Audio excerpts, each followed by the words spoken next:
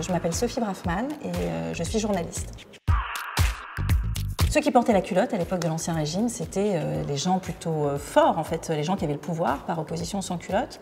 Donc je me dis qu'une femme culottée, c'est une femme qui a le pouvoir, sans doute. Une femme qui a le pouvoir de porter une culotte, mais peut-être aussi de l'enlever. Donc une forme d'audace, peut-être, je dirais, derrière le mot culotté. Mais j'aime bien cette idée qu'elle puisse à la fois porter la culotte quand elle le désire et l'enlever quand elle en a envie aussi. Par définition, oui, je dirais que forcément la femme culottée est engagée. Tout dépend de ce qu'on met derrière le mot engagement. Et là, chacun se fera sa petite idée. Mais oui, si je pense pouvoir, force, désir, envie, je pense culotté et engagement. Oh, c'est hyper culotté comme question, ça. En quoi je considère moi être une femme culottée?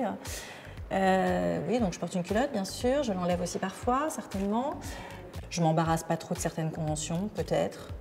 Peut-être d'avoir eu des vies différentes, d'avoir eu des enfants avec des pères différents, d'avoir eu différents boulots, d'avoir changé plein de fois, d'essayer de se réinventer. Est-ce que c'est culotté? Je ne sais pas, mais ouais, en tout cas, ça demande de se remettre en question, quoi. Je veux vraiment de mon mantra du moment. Bon, je vais faire une petite dédicace à mon fils, du coup, mais c'est Jean-Claude Van Damme. Un biscuit, ça n'a pas de spirit, c'est juste un biscuit. Et pourquoi ce mantra et pourquoi Jean-Claude Van Damme? Parce que on ironise beaucoup tous les deux sur le fait qu'en ce moment tout le monde cherche du sens un peu partout, alors que des fois il n'y en a juste pas. Et on aime bien citer Jean-Claude Van Damme. Je pense que voilà, il a bien défini la situation, quoi. Des fois, contentons-nous de ce qu'on a et n'essayons pas de chercher du sens absolument. Alors une femme qui m'aurait inspirée. Il y en a beaucoup, hein, donc il y en a beaucoup, mais très spontanément. J'ai envie de te parler d'une femme qui n'est pas née femme, mais qui l'est devenue. Je parle de Marie-Pierre, alias Bambi, qui était l'une des premières transsexuelles en France, qui est une femme incroyable parce qu'en fait, elle est née homme, donc elle s'appelait Pierre d'ailleurs, il me semble, de son nom de garçon, qu'elle ne devait pas aimer beaucoup. Et en fait, on parle d'une époque où voilà, la transsexualité était difficile, même en termes techniques, hein, d'opération, enfin, je suppose.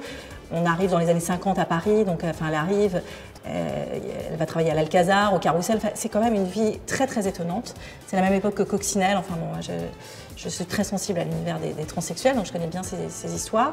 Et ce que je trouve assez fou, c'est qu'après avoir travaillé, donc avoir été meneuse de revue dans ces cabarets, elle est devenue prof de français à Garges-lès-Gonesse. Voilà, donc ça c'est une femme engagée, où elle a travaillé pendant des années, où elle a beaucoup aidé les jeunes. Je pense qu'elle leur a fait aimer la littérature. C'est un personnage et elle s'est même fait décorer. Ensuite, elle est devenue chevalier des arts et des lettres. Voilà, c'est une femme qui n'était pas une femme, mais qui s'est battue pour être une femme et une sacrée femme. Il se porte aujourd'hui, parce que tout est une question de moment, hein, ça se trouve dans 10 ans je te répondrai autre chose, mais sur une culotte taille haute. Pourquoi?